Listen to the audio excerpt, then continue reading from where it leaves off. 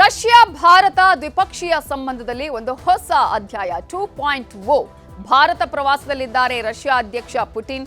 ಇವತ್ತು ಭಾರತ ರಷ್ಯಾ ವಾರ್ಷಿಕ ಶೃಂಗಸಭೆ ನಡೆಯಲಿದೆ. ಈ ಸಂದರ್ಭ ಬಹಳ ಮಹತ್ವದ್ದು. ಕಾರಣ ಹಲವು ಮಹತ್ವದ ಒಪ್ಪಂದಗಳಿಗೆ ಇವತ್ತು ಸಹಿ ಹಾಕುವಂತಹ ಸಾಧ್ಯತೆ ಇದೆ. ಈಗಾಗಲೇ ಈ ಒಂದು ಪ್ರವಾಸ ಇದೆಯಲ್ಲ, ಸಾಕಷ್ಟು ರೀತಿಯಾಗಿ ಎಲ್ಲ ದೇಶಗಳು ಕೂಡ ಒಂದು ರೀತಿ ತಿರುಗಿ ನೋಡುವಂತಹ ರೀತಿಯಾದಂತಹ ಭೇಟಿಯಾಗಿದೆ. ಪ್ರಮುಖವಾಗಿ ವಿಶ್ವದ ದೊಡ್ಡಣ್ಣ ಅಂತ ಹೇಳಿ ಕರೆಸಿಕೊಳ್ತಾ ಇರುವಂತಹ ಅಮೆರಿಕಾಗೆ ಒಂದು ರೀತಿಯಾಗಿ ಚೆಕ್ಮೇಟ್ ಕೊಡುವಂತಹ ಭೇಟಿ. ರಕ್ಷಣೆ, ಇಂಧನ, ವಾಣಿಜ್ಯ ಕ್ಷೇತ್ರಗಳ ಒಪ್ಪಂದ ಆಗಲಿದೆ. ತಮ್ಮ ವಿರೋಧಿಗಳಿಗೆ ವಿಶ್ವ ದಿಗ್ಗಜರು ಸಂದೇಶವನ್ನ ಕೂಡ ರವಾನೆ ಮಾಡಲಿದ್ದಾರೆ. ಶತ್ರುಗಳಿಗೆ ಪುಟಿನ್, ಮೋದಿ ಚೆಕ್ಮೇಟ್ ಅನ್ನ ನೀಡಲಿದ್ದಾರೆ. ಈ ಮೂಲಕ ಈಗಾಗಲೇ ಹೊಸ ಅಧ್ಯಾಯ ಆರಂಭ ಆಗಿದೆ. 4 ವರ್ಷಗಳ ಬಳಿಕ ಇದೀಗ ಭಾರತಕ್ಕೆ ಆಗಮಿಸಿರುವಂತಹ ರಷ್ಯಾ ಅಧ್ಯಕ್ಷ ವ್ಲಾದಿಮಿರ್ ಪುಟಿನ್ ಅವರು ಈ ಸಲ ಬಂದಂತಹ ವಿಶೇಷತೆಗಳು ಬಹಳ ಇದೆ. ಜೊತೆಗೆ ಈಗಾಗಲೇ ಅಮೆರಿಕ ಕಚ್ಚಾ ತೈಲ ವಿಚಾರಕ್ಕೆ ಸಂಬಂಧಪಟ್ಟ ಹಾಗೆ ಯಾವ ರೀತಿಯಾಗಿ ಈಗಾಗಲೇ ದ್ವಂದ್ವ ನೀತಿಯನ್ನು ಅನುಸರಿಸಿದೆ ಅನ್ನುವಂತಹ ವಿಚಾರವನ್ನ, ಭಾರತಕ್ಕೆ ಒಂದು ನೀತಿ ಆದರೆ ಅಮೆರಿಕಕ್ಕೆ ಇನ್ನೊಂದು ನೀತಿ ಯಾಕೆ ಅನ್ನೋದನ್ನು ಕೂಡ ನೇರವಾಗಿ ಪ್ರಶ್ನೆ ಮಾಡಿದ್ದಾರೆ ಪುಟಿನ್ ಅವರು. ಇಂತಹ ಸಂದರ್ಭದಲ್ಲಿ ಈ ಒಂದು ಭೇಟಿ ಎಷ್ಟು ಮಹತ್ವದ್ದು, ಯಾವ ಕಾರಣಕ್ಕಾಗಿ ಇದು ಒಂದು ವಿಶ್ವದ ಎಲ್ಲ ದೇಶಗಳಿಗೂ ಕೂಡ ಸಂದೇಶವನ್ನ ಕೊಡುವಂತಹ ಪ್ರಯತ್ನ ಆಗಿದೆ. ಹಾಗಾದ್ರೆ ಭಾರತದ ಸಂದೇಶ ಏನು, ಯಾವ ರೀತಿಯಾಗಿ ಒಪ್ಪಂದಗಳಾಗುವಂತಹ ಸಾಧ್ಯತೆ ಇದೆ, ಅವರ ಕಾರ್ಯಕ್ರಮಗಳೇನು, ಇವೆಲ್ಲವನ್ನ ಕೂಡ ವಿಸ್ತೃತವಾಗಿ ನಾವು ಈಗ ವಿಶ್ಲೇಷಣೆಯನ್ನ ಮಾಡ್ತಾ ಹೋಗೋಣ. ಮಧು, ಈಗಾಗಲೇ ನಾವು ಗಮನಿಸಿದ್ವಿ, ಒಂದು ರೀತಿಯಲ್ಲಿ ಒಂದು ಸಂಭ್ರಮದ ರೀತಿಯಲ್ಲಿ ನಾವು ಭಾರತವನ್ನು ಇವತ್ತು ಗಮನಿಸ್ತಿದ್ವಿ. ಅಂದರೆ ಪುಟಿನ್ ಅವರು ಬಂದಂತಹ ಸಂದರ್ಭ, ವೆಲ್ಕಮ್ ಮಾಡಿರುವಂತಹ ರೀತಿ ಆಗಿರ್ಬೋದು, ಅವರಿಗೆ ಭಗವದ್ಗೀತೆ ಕೊಟ್ಟಿರೋದು, ಈ ಒಂದು ಭೇಟಿ ಎಷ್ಟು ಮಹತ್ವದ್ದು ಅಂತ ಹೇಳ್ತೀರಿ? ನವಿತಾ, ಇಡೀ ವಿಶ್ವ ತುಂಬ ಕೌತುಕದಿಂದ ನೋಡ್ತಾ ಇದೆ, ತುಂಬ ಸೂಕ್ಷ್ಮವಾಗಿ ಗಮನಿಸ್ತಾ ಇದೆ. ಯಾಕಂದರೆ ಇವರು ಈಗ ಏನು ಒಪ್ಪಂದಗಳಾಗ್ತವೆ, ಅದಾದಮೇಲೆ ಏನು ದ್ವಿಪಕ್ಷೀಯ ಮಾತುಕತೆಗಳಾದ ನಂತರ ಜಂಟಿ ಸುದ್ದಿಗೋಷ್ಠಿಯನ್ನು ಏನು ಉದ್ದೇಶಿಸಿ ಮಾತನಾಡ್ತಾರಲ್ಲ, ಅದರಲ್ಲಿ ಏನು ಅಂಶಗಳನ್ನು ಪ್ರತ್ಯಕ್ಷವಾಗಿ ಪರೋಕ್ಷವಾಗಿ ಮೆನ್ಷನ್ ಮಾಡ್ತಾರೆ ಅನ್ನೋದ್ರ ಬಗ್ಗೆ ಇಡೀ ವಿಶ್ವದ ಬಹುತೇಕ ರಾಷ್ಟ್ರಗಳು, ಅವರ ವಿದೇಶಾಂಗ ಇಲಾಖೆಗಳು ತುಂಬ ಸೂಕ್ಷ್ಮವಾಗಿ ಗಮನಿಸ್ತಾ ಇದ್ದಾವೆ. ಯಾಕಂದರೆ ಈಗ ಯುಕ್ರೇನ್ ರಷ್ಯಾ ವಾರಾದ ನಂತರ ಎಂಟೈರ್ ಗ್ಲೋಬಲ್ ಆರ್ಡರ್ ಕಂಪ್ಲೀಟಾಗಿ ಚೇಂಜ್ ಆಗದೆ ಆಗ್ತಾ ಇದೆ, ಮುಂದೆನೂ ಕೂಡ ಆಗುತ್ತೆ ಅನ್ನೋ ಎಲ್ಲ ಲಕ್ಷಣ ಸೂಚನೆಗಳನ್ನು ಹಂತ ಹಂತದಲ್ಲೂ ಕೊಡ್ತಾನೆ ಬಂದಿದೆ.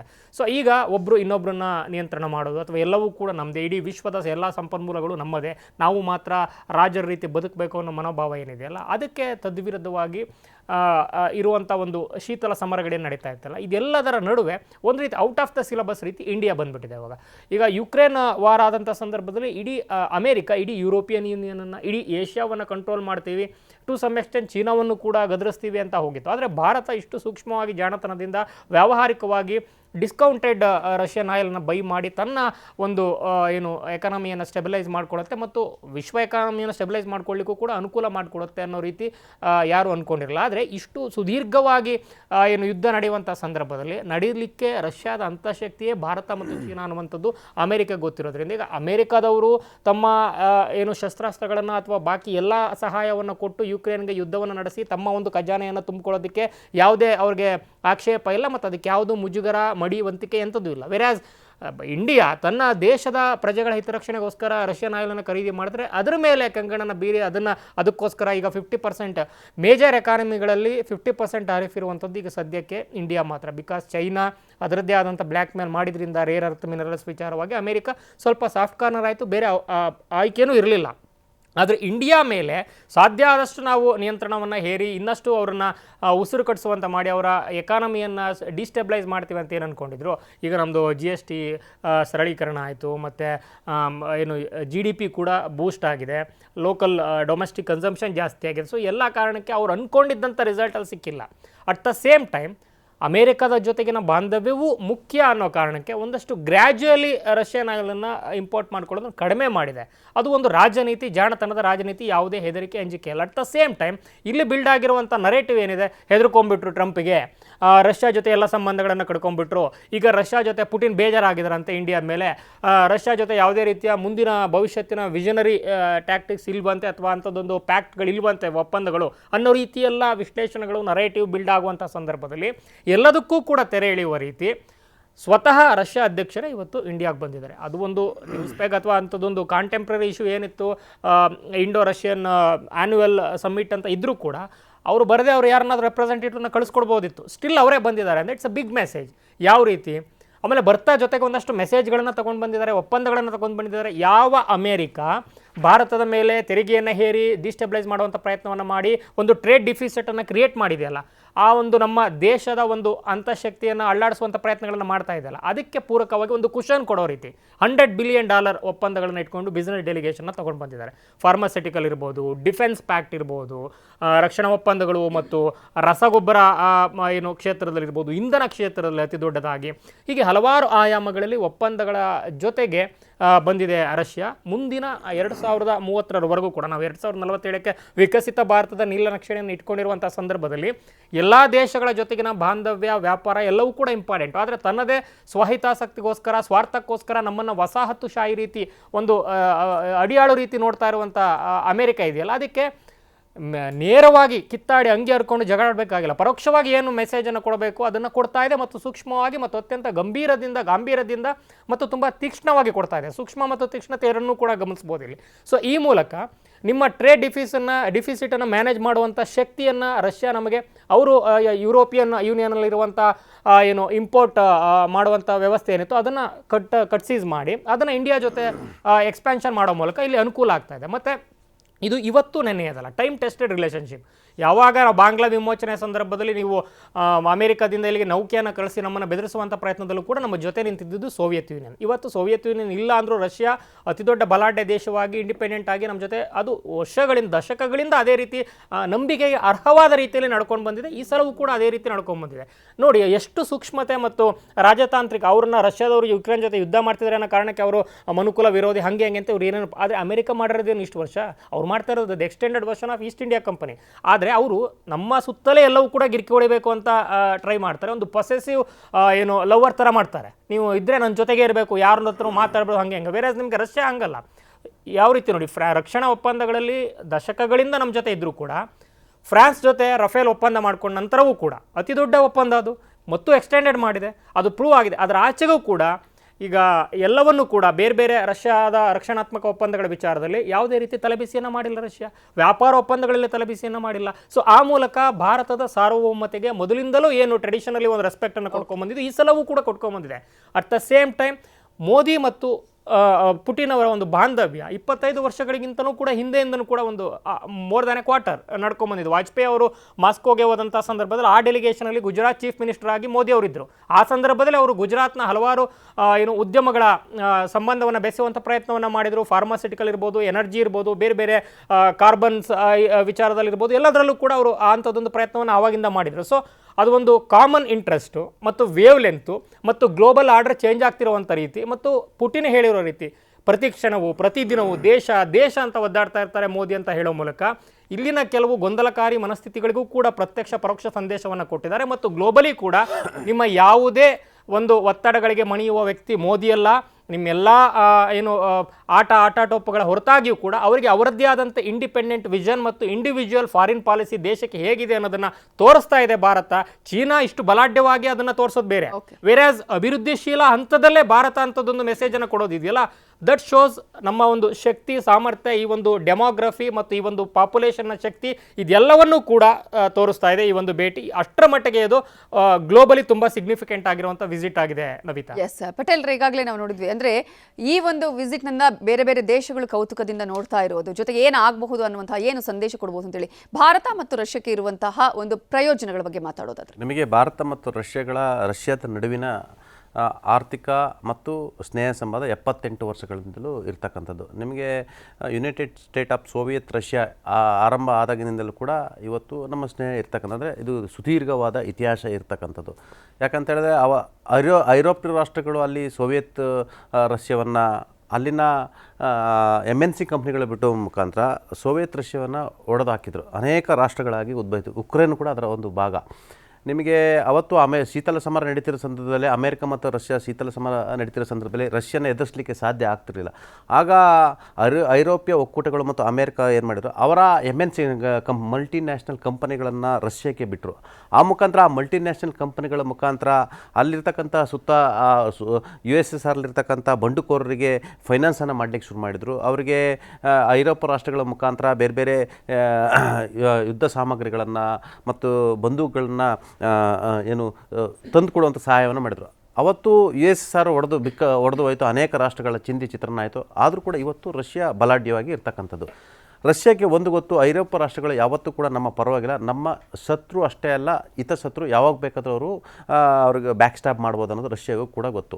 ನಿಮಗೆ ಯಾಕೆ ಇವತ್ತು ಉಕ್ರೇನ್ ಮತ್ತು ರಷ್ಯಾ ಯುದ್ಧವನ್ನು ಅಮೇರಿಕ ಯುದ್ಧ ನಿಲ್ಲಿಸಿ ಅಂತ ಹೇಳ್ಬೋದು, ಆದರೆ ಅಮೇರಿಕಕ್ಕೆ ಆ ಯುದ್ಧ ಜೀವಂತವಾಗಿದ್ದರೆ ಮಾತ್ರ ಅಮೇರಿಕಕ್ಕೆ ವ್ಯಾಪಾರ ವಹಿವಾಟಿಗೆ ಸಾಧ್ಯ. ಉಕ್ರೇನ್ಗೆ ನಿಮಗೆ ಶಸ್ತ್ರಾಸ್ತ್ರಗಳನ್ನು ಪೂರೈಕೆ ಮಾಡ್ತಾರೆ, ಪೂರೈಕೆ ಮಾಡೋ ಮುಖಾಂತರ ಅವರು ಬಿಸ್ನೆಸ್ ಕೂಡ ಆಗುತ್ತೆ. ಅಟ್ ದ ಸೇಮ್ ಟೈಮ್ ಅವ್ರಿಗೆ ರಷ್ಯಾವನ್ನು ಕೂಡ ಈ ರೀತಿ ಗೊಂದಲದಲ್ಲಿ ಇಡಬೇಕನ್ನೋದು ಇರ್ತಕ್ಕಂಥದ್ದು. ನಿಮಗೆ ನಾವು ಐರೋಪ್ಯ ರಾಷ್ಟ್ರಗಳಿಂದ, ಯುರೋಪ್ ಮತ್ತು ಅಮೇರಿಕದಿಂದ ನಾವೇನಾದರೂ ಯುದ್ಧ ಸಾಮಗ್ರಿಗಳನ್ನು, ಶಸ್ತ್ರಾಸ್ತ್ರಗಳನ್ನು, ರಕ್ಷಣಾ ವ್ಯವಸ್ಥೆಗಳನ್ನು ನಾವು ಖರೀದಿ ಮಾಡ್ಬೋದು ಮತ್ತು ಅವರು ನಮಗೆ ವ್ಯಾಪಾರ ಮಾಡ್ತಾರೆ. ಆದರೆ ತಂತ್ರಜ್ಞಾನವನ್ನು ನಮಗೆ ಯಾವತ್ತೂ ಕೂಡ ಶೇರ್ ಮಾಡಲ್ಲ. ಓನ್ಲಿ ಜಗತ್ತಲ್ಲಿ ಭಾರತದ ಜೊತೆಗೆ ತಂತ್ರಜ್ಞಾನವನ್ನು ಶೇರ್ ಮಾಡ್ತಿರ್ತಕ್ಕಂಥ ಒನ್ ಆ್ಯಂಡ್ ಓನ್ಲಿ ಅದು ರಷ್ಯಾ. ಸಾಮಾನ್ಯವಾಗಿ ಯಾವುದೇ ರಾಷ್ಟ್ರ ತನ್ನ ತಂತ್ರಜ್ಞಾನವನ್ನು ಇನ್ನೊಂದು ರಾಷ್ಟ್ರಕ್ಕೆ ಶೇರ್ ಮಾಡಲ್ಲ. ಯಾವುದು ರಕ್ಷಣಾ ವಲಯದಲ್ಲಿ ನಿಮಗೆ ಬ್ರಹ್ಮೋಸ್ ಯಾವುದು, ಬ್ರಹ್ಮೋಸು ನಾವು ಇಬ್ಬರು ಸೇರಿ ಮಾಡಿರ್ತಕ್ಕಂಥದ್ದು. ನಿಮಗೆ ಸುಕೋಯ್ ಯಾವುದು, 400 ಯಾವುದು, ಎಲ್ಲವೂ ಕೂಡ ರಷ್ಯಾ ನಮಗೆ ಕೊಟ್ಟಿರ್ತಕ್ಕಂಥ ಮತ್ತು ಅವರ ತಂತ್ರಜ್ಞಾನ ಕೊಲಾಬ್ರೇಷನ್ಗಳನ್ನು ಮಾಡಿರೋದ್ರಿಂದ ಇಲ್ಲೂ ಕೂಡ ಆಗಲಿಕ್ಕೆ ಅನುಕೂಲ ಆಗುವಂಥದ್ದು. ನಿಮಗೆ ಕಳೆದ ಬಾರಿ 47,000 ಕೋಟಿ ರೂಪಾಯಿಯಷ್ಟು ನಾವು ಅವರಿಂದ ಆಮದನ್ನು ಮಾಡ್ತಿದ್ದೀವಿ. ಏನು ರಷ್ಯಾಕ್ಕೆ ನಾವು ರಫ್ತು ಮಾಡಿದ್ವಿ. ಆದರೆ ರಷ್ಯಾಕ್ಕೆ ಹೆಚ್ಚು ನಮ್ಮಿಂದ ಲಾಭ, ಸುಮಾರು 4 ಲಕ್ಷ ಕೋಟಿ ರೂಪಾಯಿಯಷ್ಟು ವ್ಯಾಪಾರ ವಹಿವಾಟು ಮಾಡಿರ್ತಕ್ಕಂಥದ್ದು. ಪ್ರಮುಖವಾಗಿ ರಕ್ಷಣಾ ವಲಯ, ಖಗೋಳ ಹೆಚ್ಚಾಗಿ ನಾವು ವ್ಯಾಪಾರ ವಹಿವಾಟವನ್ನು ಮಾಡಿರ್ತಕ್ಕಂಥದ್ದು. ಬಟ್ ಈಗ ದುರದೃಷ್ಟಿ ಏನಂತ ಹೇಳಿದ್ರೆ, ಇಂಡಿಯಾ ಮತ್ತು ರಷ್ಯಾದು ಕೊಲಾಬ್ರೇಷನ್ ಅಂತ ಹೇಳಿದ್ರೆ ವ್ಯಾಪಾರ ವಹಿವಾಟ ಎರಡೂ ಕೂಡ ಚೆನ್ನಾಗಿರಬೇಕು. ಇದರಿಂದ ರಷ್ಯಾಕ್ಕೂ ಲಾಭ ಆಗಬೇಕು, ನಮಗೂ ಕೂಡ ಅನುಕೂಲ ಆಗಬೇಕಂತ ಹೇಳ್ತಿರ್ತಕ್ಕಂಥದ್ದು. ಒಟ್ಟಾರೆ ಭಾರತದ ಪ್ರಧಾನಿಯ ಗುರಿ ಅಂತ ಹೇಳಿದ್ರೆ ಮೊದಲು ಹೇಳ್ದಂಗೆ 2040ಕ್ಕೆ ವಿಕಸಿತ ಭಾರತದ ಒಂದು ಡೈಮೆನ್ಷನ್ನೇ ಬದಲಾಗುತ್ತೆ. ಅದು ಆರ್ಥಿಕವಾಗಿ, ಸಾಮಾಜಿಕವಾಗಿ, ಶೈಕ್ಷಣಿಕವಾಗಿ ಅನ್ನೋದು ಅವರ ಲೆಕ್ಕಾಚಾರ. ಹಾಗಾಗಿ ವಿಕಸಿತ ಭಾರತಕ್ಕೆ ಇದು 2030ರವರೆಗೆ ನಮ್ಮ ಮತ್ತು ರಷ್ಯಾದ ನಡುವಿನ ಒಟ್ಟಾರೆ ವ್ಯಾಪಾರ ವಹಿವಾಟಿನ ಸಂಬಂಧ ಸುಮಾರು 9 ಲಕ್ಷ ಕೋಟಿಯಷ್ಟು ಆಗುತ್ತೆ ಅನ್ನೋದು ಅಂದಾಜು ಲೆಕ್ಕಾಚಾರ ಆಗಿರ್ತಕ್ಕಂಥದ್ದು. ಈಗಾಗಲೇ ನಾವು 4 ಲಕ್ಷ ಕೋಟಿಯಷ್ಟು ಈಗ ರೀಚ್ ಆಗಿರ್ತಕ್ಕಂಥದ್ದು. ಹಾಗಾಗಿ 2030 ಅಷ್ಟರೊಳಗಡೆ ಸುಮಾರು 9 ಲಕ್ಷ ಕೋಟಿಯಷ್ಟು ಅಂತ ಹೇಳಿದರೆ ನಮಗೆ ಅದರಲ್ಲಿ ಆದಾಯ ಕೂಡ ಇರ್ತಕ್ಕಂಥದ್ದು. ನಮ್ಮ ಸರಕು ಸಾಗಣೆಗಳನ್ನು, ನಮ್ಮಲ್ಲಿರ್ತಕ್ಕಂಥವನ್ನು ನಾವು ಅವರಿಗೆ ರಫ್ತು ಮಾಡ್ತಕ್ಕಂಥದ್ದು ನಮಗೆ ಅನುಕೂಲ ಆಗ್ತಿರ್ತಕ್ಕಂಥದ್ದು. ನಿಮಗೆ ಅಟ್ ದ ಸೇಮ್ ನೋಡಿ, ನಮಗೆ ಥ್ರೆಟ್ ಮಾಡಿತು ಅಮೇರಿಕ, ನೀವು ರಷ್ಯಾಕ್ಕೆ ಯಾವುದೇ ರೀತಿ ಬೆಂಬಲವನ್ನು ಕೊಡಬಾರ್ದು, ಆಯಿಲನ್ನು ತಗೋಬಾರ್ದು ಅಂತೇಳಿ. ನಮ್ಮ ಖಾಸಗಿ ಕಂಪನಿಗಳು ಒಂದಷ್ಟು ಆಯಿಲನ್ನು ಪರ್ಚೇಸ್ ಮಾಡ್ತಕ್ಕಂಥದ್ದು, ಕ್ರೂಡ್ ಆಯಿಲ್ನ ಕಡಿಮೆ ಮಾಡಿರ್ತಕ್ಕಂಥ. ಆದರೆ ಅದನ್ನು ಹೊರತುಪಡಿಸಿ ಬೇರೆ ಯಾವ ದಾಟಿಯಲ್ಲಿ ನಾವು ವ್ಯಾಪಾರ ವಹಿವಾಟನ್ನು ಮಾಡ್ಬೋದು ಅನ್ನೋದು ಲೆಕ್ಕಾಚಾರ ಇರ್ತಕ್ಕಂಥದ್ದು. ಇದೇ ಕಾರಣಕ್ಕಾಗಿ ಅಮೇರಿಕ ನಮಗೆ ಆರಂಭದಲ್ಲಿ ಥ್ರೆಟ್ ಮಾಡ್ತು, ನಂತರ ಏನು ಮಾಡ್ತು, ಹೆಚ್ಚಿನ ಸುಂಕವನ್ನು ವಿಧಿಸುವ ಮುಖಾಂತರ ಪರೋಕ್ಷವಾಗಿ ನಮಗೆ ಥ್ರೆಟ್ ಮಾಡ್ತು. ಈ ಥ್ರೆಟ್ನ ನಡುವೆ ಕೂಡ ಇವತ್ತು ಪುಟಿನ್ ಬಂದಿದ್ದಾರಲ್ಲ, ಇದರ ನಡುವೆ ಕೂಡ ನಮ್ಮಿಬ್ಬರ ಸ್ನೇಹ ಸಂಬಂಧ, ವ್ಯಾಪಾರ ಮತ್ತು ವಹಿವಾಟು ಯಾವ ರೀತಿ ನಾವು ಬೇರೆ ಇಲ್ಲಿ ವೃದ್ಧಿ ಮಾಡ್ಬೋದು ಅನ್ನೋದು ಇವತ್ತು ಪ್ರಮುಖವಾಗಿ ಚರ್ಚೆ ಆಗ್ತಕ್ಕಂಥದ್ದು. ಮತ್ತು ಸೈನ್ಸ್ ಆ್ಯಂಡ್ ಟೆಕ್ನಾಲಜಿ ಇರತಕ್ಕಂಥ ಟೆಕ್ನಾಲಜೀಸ್ನ ಎರಡೂ ರಾಷ್ಟ್ರಗಳು ಶೇರ್ ಮಾಡೋದ್ರಿಂದ ಇದು ನಮಗೂ ಕೂಡ ಅನುಕೂಲ ಆಗುತ್ತೆ ಅನ್ನೋದು ಲೆಕ್ಕಾಚಾರ. ಸದ್ಯದ ಮಟ್ಟಿಗೆ ಈಗ ಅಮೇರಿಕಕ್ಕೆ ಬಹುಶಃ ರಷ್ಯಾ ಪ್ರಧಾನಿ ಬಂದಿರತಕ್ಕಂಥದ್ದು, ಅಮೇರಿಕಕ್ಕೆ ಎಲ್ಲ ಒಂದು ಕಡೆ ಇದು ಬೇರೆ ರೀತಿ ಮೆಸೇಜ್ ಹೋಗ್ಬೋದು.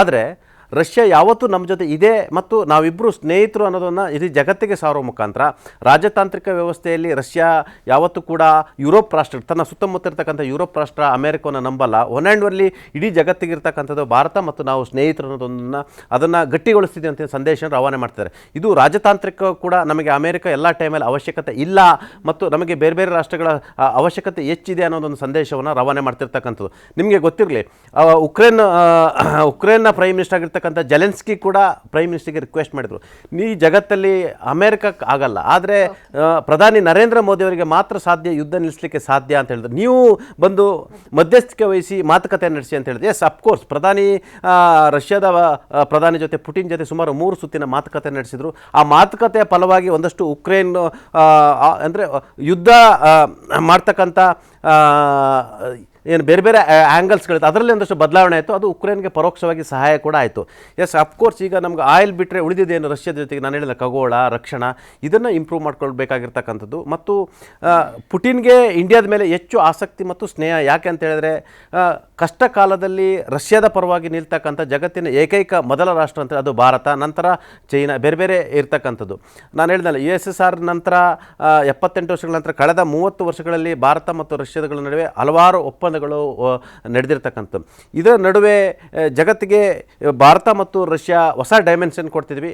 ನಾವು ಅದು ರಕ್ಷಣಾ ವಲಯ ಸೇರಿದಂತೆ ಎಲ್ಲ ವಾಣಿಜ್ಯ ವಲಯದಲ್ಲೂ ಕೂಡ ನಾವು ಸ್ಟ್ರಾಂಗ್ ಇದ್ದೀವಿ ಅನ್ನೋ ಸಂದೇಶ ರವಾನೆ ಮಾಡೋ ಮುಖಾಂತರ ನಮ್ಮ ಸುತ್ತ ಇರತಕ್ಕಂಥ ಶತ್ರು ರಾಷ್ಟ್ರಗಳಿಗೂ ಕೂಡ ಇದು ಎಚ್ಚರಿಕೆ ಕರೆಗಂಡೆ ಅಂತ ಹೇಳ್ಬೋದು. ಓಕೆ, ಮಧು, ಈಗ ರಕ್ಷಣೆ ಆಗಿರ್ಬೋದು, ವಾಣಿಜ್ಯ ಆಗಿರ್ಬೋದು, ಇಂಧನಕ್ಕೆ ಸಂಬಂಧಪಟ್ಟಾಗ ಇವತ್ತು ಮಹತ್ವದ ಒಪ್ಪಂದಗಳಾಗುವಂತಹ ಸಂದರ್ಭದಲ್ಲಿ ಇದು ಎಷ್ಟು ಇಂಪಾರ್ಟೆಂಟ್ ಅನ್ನುವಂಥದ್ದು, ಯಾಕೆ ಬೇಕು ಅನ್ನೋದು, ಮತ್ತೊಂದು ಕಡೆ ಅಮೆರಿಕಾಗೆ ಈ ಮೆಸೇಜ್ ಪಾಸ್ ಮಾಡೋದು ಎಷ್ಟು ಒಂದು ಅನಿವಾರ್ಯ ಆಗಿತ್ತು? ಈಗ ನೋಡಿ, ಅಮೆರಿಕದ್ದು ನೀವು ಮೆಸೇಜ್ ವಿಚಾರದ ಹೇಳೋದಾದರೆ, ಈಗ ನಿನ್ನೆನೋ ಮೊನ್ನೆನೋ ಅವರು ಟ್ರಂಪು ಕಾಂಗೋ ಮತ್ತು ಏನು ಆಫ್ರಿಕನ್ ಯೂನಿಯನಲ್ಲಿ ಬರುವಂಥ ಕಾಂಗೋ ಮತ್ತು ರುವಾಂಡ ನಡುವೆ ಒಪ್ಪಂದ ಮಾಡಿಸಿದ್ದಾರೆ. ಅವರಿಬ್ಬರನ್ನು ಜಗಳ ಹಚ್ಚಿದ್ದು ಇವರೇನೆ, ಮತ್ತೆ ಜಗಳ ಹಚ್ಚಿ ಅಂದರೆ ಅಮೆರಿಕ, ಅದು ಡೀಪ್ ಸ್ಟೇಟು. ಅದಾದ ಮೇಲೆ ಅವ್ರನ್ನ ಒಪ್ಪಂದ ಮಾಡಿಸಿ ಇಟ್ಸ್ ಎ ಗ್ರೇಟ್ ಥಿಂಗ್, ಈಗೆಲ್ಲವೂ ಕ್ಲಿಯರ್ ಆಗಿದೆ, ನಾವೆಲ್ಲ ಸರಿ ಮಾಡಿದ್ವಿ, ಬೋತ್ ಆರ್ ಗ್ರೇಟ್ ಲೀಡರ್ಸ್ ಅಂತೆಲ್ಲ ಹೇಳಿ ಒಂದಷ್ಟು ಕೊಚ್ಕೊಂಡು ಈಗ ಎರಡೂ ಕಡೆ ಒಳ್ಳೊಳ್ಳೆ ಅಲ್ಲಿ it's a biggest and wonderful beautiful earth. ಅದು ಅಲ್ಲಿ ತುಂಬ ಖನಿಜ ಸಂಪನ್ಮೂಲಗಳಿದೆ. ಅದನ್ನು ಅಮೆರಿಕ ಈಗ ಉದ್ಯಮಗಳ ಮೂಲಕ ತಗೊಳುತ್ತೆ, ಒಳ್ಳೆ ದುಡ್ಡು ಸಿಗುತ್ತೆ ಆಫ್ರಿಕನ್ ಕಂಟ್ರೀಸ್ಗೆ. ಅಂದರೆ ಭಿಕ್ಷೆ ರೀತಿ ಆ ಖನಿಜ ಸಂಪನ್ಮೂಲಕ್ಕಿರುವಂಥ ವ್ಯಾಲ್ಯೂ ಎಷ್ಟು ಗೊತ್ತಾ? ಅದನ್ನು ಮೀರಿ ಅದಕ್ಕೋಸ್ಕರ ಅಲ್ಲಿ ಯುದ್ಧಗಳನ್ನು ಮಾಡಿಸೋದು, ನಂತರ ಅದನ್ನು ತಾವು ಕಬ್ಜಾ ಮಾಡಿಕೊಡೋದು. ಇಲ್ಲಿ ಉಕ್ರೇನಲ್ಲಿ ಆಗಿರುವಂಥ ಪರಿಸ್ಥಿತಿಯೂ ಕೂಡ ಅದೇ. ಉಕ್ರೇನ್ ಪರವಾಗಿ ಇವತ್ತು ನ್ಯಾಟೋ ರಾಷ್ಟ್ರಗಳಿಂತಿದೆ in with leadership of America. ಅಂದರೆ ನಥಿಂಗ್ ಬಟ್ ಅಲ್ಲಿರುವಂಥ ಅವರ ಲಾಭ, ಅಲ್ಲಿರುವಂಥ ರೇರ್ ಅರ್ತ್ ಮಿನರಲ್ಸು ಮತ್ತು ಅಲ್ಲಿನ ಖನಿಜ ಸಂಪನ್ಮೂಲಗಳ ಮೇಲೆ ಕಣ್ಣಿಟ್ಕೊಂಡೇ ಅವರು ಒದ್ದಾಟ ಮಾಡ್ತಾ ಇರುವಂಥದ್ದು. ಈಗ ರೀಸೆಂಟಾಗಿ ಪುಟಿನ್ ಒಂದು ರಿಮಾರ್ಕನ್ನು ಕೊಟ್ಟಿದ್ರು, ಒಂದು ಸ್ಟೇಟ್ಮೆಂಟನ್ನು ಕೊಟ್ಟಿದ್ರು, 50-50 ಡೀಲ್ ಮಾಡ್ಕೊಂಬೋಣ ನಾವು. ಸೊ ಉಕ್ರೇನ್ನ ನಾನು ಹೆಂಗಾರು ಮಾಡಿ ಸರಿ ಮಾಡಿಬಿಡ್ತೀನಿ, ನಮಗೆ 50%, ನಿಮ್ಗೆ 50%, ಕಿತ್ತಾಟ ಬೇಡ, ಸರಿ ಮಾಡ್ಕೊಡೋಣ ಅಂತ. ರಷ್ಯಾ ಅದಕ್ಕೆ ರೆಡಿ ಇಲ್ಲ. ಅದು ನಮ್ಮ ಭಾಗ, ನೀವು ಅದನ್ನು ಯಾವತ್ತೂ ಕಿತ್ತಾಕಿದ್ರೆ ನಾವು ಅದನ್ನು ವಾಪಸ್ ತೊಗೊಂಡು ಅದನ್ನು ನಮ್ಮ ದೇಶದ ಅಭಿವೃದ್ಧಿ ನಾವು ಬಳಸ್ಕೋತೀವಿ ಅನ್ನೋ ಒಂದು ಮನಸ್ಥಿತಿಯಲ್ಲಿ ರಷ್ಯಾ ಇದೆ. ಈ ಯುದ್ಧದ ಹತ್ವ ಅದು ತಪ್ಪೇ ಇರ್ಬೋದು, ಆದರೆ ಅಮೆರಿಕ ಮಾಡಿರುವಂಥ ಇತಿಹಾಸ ಮತ್ತು ವರ್ತಮಾನ ಮತ್ತು ಭವಿಷ್ಯದ ಲೆಕ್ಕಾಚಾರಗಳನ್ನು ನೋಡಿದ್ರೆ ಪ್ರತಿಯೊಂದು ರಾಷ್ಟ್ರವೂ ಕೂಡ ಅಂಥದ್ದು ಮಾಡಲೇಬೇಕಾದಂಥ ಪರಿಸ್ಥಿತಿಯನ್ನು ಅಮೆರಿಕವೇ ದೂಡ್ತಾ ಇದೆ. ಸೊ ಆ ನಿಟ್ಟಿನಲ್ಲಿ ಅಮೆರಿಕಾಗೆ ಮೆಸೇಜ್ ಕೊಡಲೇಬೇಕಾದಂಥ ಒಂದು ಸ್ಥಿತಿಯಲ್ಲಿ ಎಲ್ಲ ಬಹುತೇಕ ಗ್ಲೋಬಲ್ ಏಷ್ಯಾದ ರಾಷ್ಟ್ರಗಳು, ಯಾಕಂದರೆ ನಮ್ಮನ್ನು ಆಟ ಆಡಿಸ್ತಾ ಇರುವಂಥದ್ದು ಯುರೋಪಿಯನ್ ಕಂಟ್ರೀಸು, ಆ ಹಿನ್ನೆಲೆಯಲ್ಲಿ ಒಂದು ವಿಸಿಟನ್ನು ಅತ್ಯಂತ ನಿರ್ಣಾಯಕವಾಗಿ ಬಳಸ್ಕೊಳ್ಳಾಗ್ತಾ ಇದೆ. ಅದರ ಆಚೆಗೆ ಎರಡೂ ರಾಷ್ಟ್ರಗಳಿಗೆ ಎಷ್ಟು ಇಂಪಾರ್ಟೆಂಟು ಅನ್ನೋದಕ್ಕೆ ಅಲ್ಲಿ ನಾವೇ ಒಂದು ಪಾಯಿಂಟರ್ಸಲ್ಲಿ ತೋರಿಸ್ತಾ ಇದ್ವಿ, ಮಾನವ ಸಂಪನ್ಮೂಲಗಳ ಸದ್ಬಳಕೆ ಮತ್ತು ಅಲ್ಲಿನ ಕಾರ್ಮಿಕರ ರಕ್ಷಣೆ ಅಂತ. ಈಗ ನೋಡಿ, ಕೆಲವು ಬಿಡಿ ಬಿಡಿ ಸುದ್ದಿಗಳಂತ ಅನ್ಸಿದ್ರು ಕೂಡ ಒಂದಕ್ಕೊಂದು ಇಂಟರ್ಲಿಂಕ್ಡ್ ಇರ್ತವೆ. ಚೀನಾದಲ್ಲಿ ಕಾಂಡೋಮ್ ಮೇಲೆ ಟ್ಯಾಕ್ಸ್ ಹಾಕಿದ್ದಾರೆ, ಯಾಕಂದರೆ ಮಕ್ಕಳ ಜನನದ ಪ್ರಮಾಣ ಕಡಿಮೆ ಆಗಿದೆ. ಅಲ್ಲಿ ಯಾವುದೇ ಒಂದು ದೇಶದ ವರ ಮತ್ತು ಶಾಪ ಎರಡೂ ಆಗಬಲ್ಲಂಥದ್ದು ಜನಸಂಖ್ಯೆ. ಅದನ್ನು ವರವಾಗಿ ಪರಿಗಣಿಸ್ಕೊಂಡಿದ್ದು ಅಥವಾ ಪರಿವರ್ತನೆ ಮಾಡ್ಕೊಂಡಿದ್ದು ಚೀನಾ. ಅದೇ ಒಂದು ಜನಸಂಖ್ಯೆಯನ್ನು ವರವಾಗಿ ಪರಿವರ್ತನೆ ಮಾಡ್ಕೋಬೇಕು ಅಂತ ಹೊರಟಿರುವಂಥದ್ದು ಭಾರತ. ಸೊ ಭಾರತದಲ್ಲಿ ಅತಿ ದೊಡ್ಡ ಸಂಪನ್ಮೂಲ ಇದೆ, ಡೆಮೋಗ್ರಫಿಕಲ್ ಒಂದು ಪ್ಲಸ್ ಇದೆ ಮತ್ತು ಪಾಪ್ಯುಲೇಷನ್ ಪ್ಲಸ್ ಇದೆ. ರಷ್ಯಾದಲ್ಲಿ ಇವಾಗ ಯುದ್ಧದ ವಾತಾವರಣದ ಕಾರಣದಿಂದ ಮತ್ತು ಅಲ್ಲಿನ ಬರ್ತ್ ರೇಟ್ ಡಿಫಿಸಿಟ್ ಇರೋದ್ರಿಂದ, ಪ್ರಾಬ್ಲಮ್ ಇರೋದ್ರಿಂದ ಅಲ್ಲಿ ಯುವಕರ ಪ್ರಮಾಣ ಕಡಿಮೆ ಆಗಿದೆ. ಸೊ ಯುವಕರ ಪ್ರಮಾಣ ಕಡಿಮೆ ಆದಂಥ ಸಂದರ್ಭದಲ್ಲಿ, ಯಾಕಂದರೆ ಆರ್ಮಿಗೆ ಪುಷ್ ಮಾಡಬೇಕು, ಅಲ್ಲಿ ಸಾವು ನೋವುಗಳಾಗ್ತಾ ಇದ್ದಾವೆ, ಜೊತೆಗೆ ಸ್ಕಿಲ್ಡ್ ಲೇಬರ್ ಸಿಗ್ತಾ ಇಲ್ಲ. ನೀವು ವಿಶ್ವದ ಯಾವುದೇ ಮೂಲೆಗೆ ಹೋಗಿ ಇಂಡಿಯನ್ಸ್ ಸಿಗ್ತಾರೆ. ಗ್ಲೋಬಲ್ ಏಷ್ಯಾದ ಅಂತ ನಾವು ಕನ್ಸಿಡರ್ ಮಾಡಿದರೆ ಇಂಡಿಯನ್ಸ್ ಹ್ಯೂಮನ್ ಸೋರ್ಸು ಇಂಪೋರ್ಟು ತುಂಬ ದೊಡ್ಡ ಮಟ್ಟದಲ್ಲಿದೆ. ಸೌದಿ ಅರೇಬಿಯನ್ನ ಅರ್ಧ ಕಟ್ಟಿರೋರು, ಕಟ್ತಾ ಇರೋವಂಥವ್ರು, ಅಥವಾ ಕತಾರ್ ಇಂಥ ಭಾಗಗಳಲ್ಲಿ ಕಟ್ತಾ ಇರೋವಂಥವ್ರು ಇಂಡಿಯನ್ಸು. ಅಮೇರಿಕದ ಕೆಳಸ್ತರದಿಂದ ಮೇಲ್ಸ್ತರದವರೆಗೆ ದೊಡ್ಡ ದೊಡ್ಡ ಟೆಕ್ ಕಂಪ್ನಿಗಳನ್ನು ಲೀಡ್ ಮಾಡ್ತಾ ಇರೋಂಥದ್ದು ಇಂಡಿಯನ್ಸು. ತಲೆಯಲ್ಲಿರ್ಬೋದು ಅಥವಾ ಬಾಹುಬಲದಲ್ಲಿರ್ಬೋದು, ಎರಡೂ ರೀತಿಯಲ್ಲಿ ಸ್ಕೆಲಲ್ಲಿರುವಂಥ ಇಂಡಿಯನ್ಸು.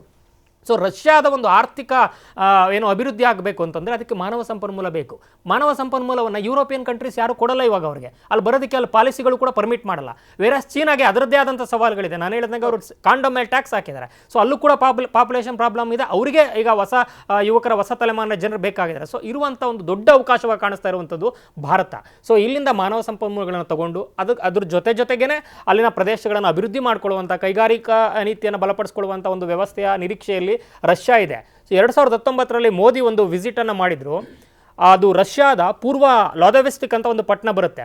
ಅದು ನೀವು ಯಾವುದೇ ಒಂದು ಇಂಪಾರ್ಟೆಂಟ್ ಬಿಲೇಟ್ರಲ್ ಟೈಸ್ ಆಗಬೇಕಾದ್ರೆ, ವಿಸಿಟ್ಗಳಾಗಬೇಕಾದ್ರೆ, ಈಗ ದೆಹಲಿ ಸಾಮಾನ್ಯವಾಗಿ ಹೋಗುವಂಥದ್ದು ನಾಯಕರುಗಳು, ಅಲ್ಲೂ ಕೂಡ ರಷ್ಯಾದಲ್ಲಿ ಮಾಸ್ಕೋ ಮತ್ತು ಸೇಂಟ್ ಪೀಟರ್ಸ್ಬರ್ಗ್ ಅಂತ ಕಡೆ ಹೋಗ್ತಾರೆ. ವೇರಸ್ ಮೋದಿ ಸರ್ಪ್ರೈಸಿಂಗ್ಲಿ ಆವಾಗ ಲಾದೋವೆಸ್ಕೋಗೆ ಹೋಗಿದ್ರು. ಅದು ಯಾಕೆ ಇಂಪಾರ್ಟೆಂಟ್ ಆಗುತ್ತೆ ಅಂದರೆ 40% ಆಫ್ ಏನು ಭೂಭಾಗ, ರಷ್ಯಾದ ಭೂಭಾಗ ಅಲ್ಲಿದ್ದರೂ ಕೂಡ ಅಲ್ಲಿರುವಂಥ ಪಾಪ್ಯುಲೇಷನ್ ಬರೀ 5%. ಆದರೆ ಅಲ್ಲಿರುವಂತಹ ರೇರ್ ಅರ್ತ್ ಮಿನರಲ್ಸು ಮತ್ತು ತುಂಬ ಡೆವಲಪ್ಮೆಂಟಿಗೆ ಬೇಕಾಗಿರುವಂಥ ಮಿನರಲ್ಸ್ ತುಂಬ ಇದೆ. ಅದನ್ನು ಆ ಪ್ರದೇಶವನ್ನು ಮೊದಲು ಸರಿ ಮಾಡಬೇಕು ಅಂತಂದರೆ ಅದಕ್ಕೊಂದಷ್ಟು ಅತ್ಯದ್ಭುತವಾದಂಥ ಮಾನವ ಸಂಪನ್ಮೂಲ ಮತ್ತು ಇನ್ವೆಸ್ಟ್ಮೆಂಟ್ ಬೇಕು. ಅಲ್ಲಿಗಾಗಲೇ ಟಾಟಾ ಪವರ್ ಇರ್ಬೋದು, ONGC ಇರ್ಬೋದು, ಇಂಡಿಯನ್ ಆಯಿಲ್ ಕಂಪ್ನಿಗಳ ಕಡೆಯಿಂದ, ಮತ್ತು ಸನ್ ಏನು ಫ್ಯೂಯಲ್ ಇರ್ಬೋದು, ಇದು ಹಲವಾರು ಕಂಪ್ನಿಗಳಲ್ಲಿ ಇನ್ವೆಸ್ಟ್ಮೆಂಟ್ ಮಾಡ್ತಾ ಇದ್ದೇವೆ, ಮುಂದಿನ ಮಾಡುವಂಥ ಲೆಕ್ಕಾಚಾರದಲ್ಲಿದೆ. ಅದ್ರ ಭಾಗವಾಗಿ ಪಿಯೂಷ್ ಗೋಯಲ್ ಕಳೆದ ಬಾರಿ 133 ಬಿಸ್ನೆಸ್ ಮ್ಯಾನ್ಗಳನ್ನ ದೊಡ್ಡ ಡೆಲಿಗೇಷನ್ ಅಲ್ಲಿ ತಗೊಂಡೋಗಿದ್ರು. ಸೊ ಆ ಹಿನ್ನೆಲೆಯಲ್ಲಿ ಆ ಒಂದು ಯಾಕೆ ಅದು ತುಂಬ ಸಿಗ್ನಿಫಿಕೆಂಟ್ ಆಗುತ್ತೆ ಅಂದರೆ, ಅಲ್ಲಿರುವಂಥ ಖನಿಜ ಸಂಪನ್ಮೂಲಗಳನ್ನು ಹೊರತೆಗೆಯುವ ಮೂಲಕ, ಅಲ್ಲಿನ ಡೆವಲಪ್ಮೆಂಟನ್ನು ಮಾಡುವ ಮೂಲಕ ಭಾರತಕ್ಕೂ ಕೂಡ ಒಂದಷ್ಟು ಅತಿ ದೊಡ್ಡ ಆದಾಯ ಅಭಿವೃದ್ಧಿಯ ಒಂದು ಆಯಾಮವನ್ನು ಕೊಡಬೇಕು ಅನ್ನುವಂಥದ್ದು ಮೋದಿ ಸರ್ಕಾರದ ಲೆಕ್ಕಾಚಾರ ವಿದೇಶಾಂಗ ನೀತಿಯಲ್ಲಿದೆ. At the same time Russia ಕೂಡ ಆ ಒಂದು ಲೆಕ್ಕಾಚಾರದಲ್ಲಿ ನಿರೀಕ್ಷೆಯಲ್ಲಿದೆ. ಆ ಮೂಲಕ ವ್ಲಾದಿವೊಸ್ತೊಕ್ಕಿಂದ ಚೆನ್ನೈಗೆ ಒಂದು ಅತ್ಯಂತ ದೊಡ್ಡ ಮಟ್ಟದ ಸಮುದ್ರ ಮಾರ್ಗವನ್ನು ಮಾಡುವ ಮೂಲಕ ಈಗಿರುವಂತಹ ಮುಂಬೈಗೆ ಬರ್ತಾ ಇರುವಂಥ, ಚೆನ್ನೈಗೆ ಬರ್ತಾ ಇರುವಂಥ ನಾಟಿಕಲ್ ಮೈಲ್ಸ್ ಜಾಸ್ತಿ ಏನಾಗ್ತಾ ಇಲ್ಲ, ಅದರ ಒಂದು ಟ್ರೇಡ್ ಏನು ಬ್ಯಾರಿಯರ್ ಏನಿದೆ ಅಥವಾ ಒಂದು ಹೊರೆ ಏನಿದೆ ಅದನ್ನು ಕಡಿಮೆ ಮಾಡಿ, ಲಾಜಿಸ್ಟಿಕ್ ಹೊರೆಯನ್ನು ಕಡಿಮೆ ಮಾಡಿ ಎರಡೂ ದೇಶಗಳಿಗೆ ಅನುಕೂಲ ಆಗುವಂತಹ ವ್ಯವಸ್ಥೆಯನ್ನು ಕೂಡ ಅಲ್ಲಿ ಡೆವಲಪ್ ಮಾಡ್ತಾ ಇದೆ. ಸೊ ಹಲವಾರು ಆಯಾಮಗಳಲ್ಲಿ ಭಾರತ ಮತ್ತು ರಷ್ಯಾಗೆ ಈ ಒಂದು ಭೇಟಿ ರಾಜತಾಂತ್ರಿಕವಾಗಿ, ಆರ್ಥಿಕವಾಗಿ, ಮಾನವ ಸಂಪನ್ಮೂಲದ ಕೌಶಲ್ಯಾಧಾರಿತ ಉದ್ಯೋಗ ಮತ್ತು ಆದಾಯದ ನಿರೀಕ್ಷೆಯಲ್ಲೂ ಕೂಡ ತುಂಬಾ ಮಲ್ಟಿ ಡೈಮೆನ್ಷನಲ್ ವಿಸಿಟ್ ಆಗಿದೆ. ನವಿತಾ ಪಟೇಲ್ ರೇ, ಈಗ ನಾವು ಕಚ್ಚಾ ತೈಲದ ವಿಚಾರದಲ್ಲಿ ಬರೋದಾದ್ರೆ, ಯಾಕೆ ಅಮೆರಿಕ ಯಾವ ರೀತಿಯಾಗಿ ಕಂಟ್ರೋಲ್ ಮಾಡುವಂತಹ ಪ್ರಯತ್ನ ಮಾಡ್ತು, ಬಟ್ ಇಂಡಿಯಾನೇ ಇಡೀ ಒಂದು ವಿಶ್ವದಲ್ಲೇ 2ನೇ ರಾಷ್ಟ್ರ ಹೆಚ್ಚಿನ ಆಮದನ್ನು ಮಾಡ್ಕೊಳ್ಳುವಂಥದ್ದು ಅಂತ ಹೇಳಿ, ಇಂತಹ ಸಂದರ್ಭದಲ್ಲಿ ನಿನ್ನೆ ಪ್ರಧಾನಿಯವರು ನೇರವಾಗಿ ಅವರೇ ಹೋಗಿ, ಈಗ ಹೇಳ್ತಾರೆ ಶಿಷ್ಟಾಚಾರ ಉಲ್ಲಂಘನೆ ಆಯ್ತು ಅನ್ನೋದು, ಬಟ್ ಆ ಒಂದು ಅವರೇ ಹೋಗಿ ಅವರನ್ನ ವೆಲ್ಕಮ್ ಮಾಡಿರೋದು, ಆಮೇಲೆ ಔತಣ ಕೊಟ್ಟಿದ್ದು ಇನ್ನೊಂದು ಬೇರೆ ರೀತಿಯ ಮೆಸೇಜ್ ಅನ್ನು ಪಾಸ್ ಮಾಡ್ದಂಗೆ ಆಯ್ತು. ಅಫ್ಕೋರ್ಸ್ ನಮ್ಮ ಸ್ನೇಹ ಯಾವತ್ತಿದ್ರೂ ಕೂಡ ಗಟ್ಟಿ ಇದೆ ಅನ್ನೋದೊಂದು ಮೆಸೇಜನ್ನು ಪಾಸ್ ಮಾಡಿರುವಂಥದ್ದು. ಪ್ರಮುಖವಾಗಿ ಈ ಭೇಟಿಯಲ್ಲಿ ರುಪೇ ಮತ್ತು ಮಿರ್ ಅಂದರೆ ಭಾರತದ ಪೇಮೆಂಟ್ ವ್ಯವಸ್ಥೆ ಮತ್ತು ರಷ್ಯಾದ ಪೇಮೆಂಟ್ ವ್ಯವಸ್ಥೆ, ಯಾಕಂತೇಳಿ ನಾವು ಡಾಲರ್ಗಳಲ್ಲಿ ರಷ್ಯಾ ಮತ್ತು ಭಾರತ ಡಾಲರ್ಗಳಲ್ಲಿ ವ್ಯಾಪಾರ ವಹಿವಾಟುಗಳನ್ನ ಮಾಡ್ತಿದ್ವಿ. ಈ ಡಾಲರ್ಗಳಲ್ಲಿ ವ್ಯಾಪಾರ ವಹಿವಾಟು ಮಾಡಿದ್ರೆ ಏನಾಗೋದು, ಅದು ಎಲ್ಲೊಂದು ಕಡೆ ಅಮೆರಿಕಕ್ಕೆ ಬೇರೆ ರೀತಿಯ ಪರೋಕ್ಷವಾಗಿ ಲಾಭ ಆಗಿರ್ತಕ್ಕಂಥದ್ದು. ಹಾಗಾಗಿ ರುಪೇ ಮತ್ತು ಮಿರ್ ಜೋಡಣೆ ಇದೆಯಲ್ಲ, ಇದರಿಂದ ವ್ಯಾಪಾರ ವಹಿವಾಟಿಗೆ ನಾವು ಡಾಲರನ್ನು ನಾವು ನೆಚ್ಚಿಕೊಂಡಿಲ್ಲ ಮತ್ತು ನಮ್ಮ ರಾಷ್ಟ್ರದ ಪೇಮೆಂಟ್ ವ್ಯವಸ್ಥೆಯನ್ನು ನೆಚ್ಚಿಕೊಂಡಿದ್ದ ಒಂದು ಸಂದೇಶ ರವಾನೆ ಮಾಡಲಿಕ್ಕಾಗಿ ಇವತ್ತು ಪ್ರಮುಖ ಒಪ್ಪಂದಗಳಲ್ಲಿ ರುಪೇ ಮತ್ತು ಮಿರ್ ಪೇಮೆಂಟ್ ವ್ಯವಸ್ಥೆಯನ್ನು ಒಟ್ಟಾಗಿ ಕಾರ್ಯಗತಗೊಳಿಸಲಿಕ್ಕೆ ಇವತ್ತು ಪ್ರಮುಖವಾಗಿ ಒಂದು ಸಹಿ ಆಗ್ತಿರ್ತಕ್ಕಂಥದ್ದು. ಇದು ಭಾರತದ ಆರ್ಥಿಕ ವ್ಯವಸ್ಥೆಗೆ ಅತಿ ದೊಡ್ಡ ಸಹಾಯ ಆಗಲಿದೆ ಅಂತ ಹೇಳಲಾಗ್ತಿದೆ. ನಾವು ಇದುವರೆಗೂ ಕೂಡ ಡಾಲರ್ನಲ್ಲಿ ನಾವು ಅವ್ರನ್ನ ಕಚ್ಚಾ ತೈಲನ್ನು ನಾವು ಪರ್ಚೇಸ್ ಮಾಡ್ತಿದ್ವಿ, ಅವರು ಕೂಡ ಡಾಲರ್ನಲ್ಲೇ ನಾವು ಕೂಡ ಡಾಲರ್ನಲ್ಲೇ ಅವ್ರ ಹತ್ರ ಹಣವನ್ನು ಪಡಿತಿದ್ವಿ. ಆದರೆ ರುಪೇ ಮತ್ತು ಮಿರ್ ಒಟ್ಟು ಆಗ್ತಿರ್ತಕ್ಕಂಥದ್ದು ಕಾರ್ಯಯೋಜನೆ ಒಟ್ಟಾಗಿ ಆಗೋದ್ರಿಂದ ಬಹುಶಃ ಭಾರತದ ರುಪೇ ಮತ್ತು ಮಿರ್ ಒಟ್ಟಾಗಿರೋದ್ರಿಂದ ಇದು ನಾವು ಡಾಲರ್ ವ್ಯವಸ್ಥೆಗೆ ಒಂದು ಬೇರೆ ರೀತಿ ಸೆಡ್ ಹೊಡೆದ ರೀತಿ ಅನ್ನೋ ಒಂದು ಸಂದೇಶ ರವಾನೆ ಆಗ್ತಿರ್ತಕ್ಕಂಥದ್ದು. ನಿಮಗೆ ವಿದ್ಯುತ್ ಉತ್ಪಾದನೆ ಸಂಬಂಧಪಟ್ಟಾಗಿ ಅಣುಸ್ಥಾವರಗಳು, ರಿಯಾಕ್ಟರ್ಗಳು, ಯಾಕಂದರೆ ರಷ್ಯಾದ ನೆರವಿಂದಲೇ ನಾವು ಅಣುಸ್ಥಾವರವನ್ನು ಮಾಡಿರ್ತಕ್ಕಂಥದ್ದು. ಹಾಗಾಗಿ ವಿದ್ಯುತ್ ಉತ್ಪಾದನೆಗಳಲ್ಲಿ ಕೂಡ ರಷ್ಯಾ ಮತ್ತು ಭಾರತದ ನಡುವಿನ ಅಣುಸ್ಥಾವರ ಸ್ಥಾಪನೆ ವಿಚಾರದಲ್ಲಿ ಇರ್ತಕ್ಕಂಥ ಕೊಲಾಬ್ರೇಷನ್ ಕೂಡ ಎಲ್ಲೊಂದು ಕಡೆ ಇದು ಕೂಡ ನಮಗೆ ಬೇರೆ ರೀತಿ ಸಹಾಯ ಆಗ್ತಿರ್ತಕ್ಕಂಥದ್ದು. ಥ್ಯಾಂಕ್ ಯು ಸೋ ಮಚ್ ಇವರಿಗೂ ಕೂಡ ಮಾತುಕತೆಯಲ್ಲಿ ಜಾಯ್ನ್ ಆಗಿದ್ದಕ್ಕಾಗಿ. ಇದು ಈ ಹೊತ್ತಿನ ಮಾತುಕತೆ. ನೋಡ್ತಾ ಇರಿ ನ್ಯೂಸ್ 18 ಕನ್ನಡ, ಜಾಲ ನಮ್ಮದು, ಬಲ ನಿಮ್ಮದು.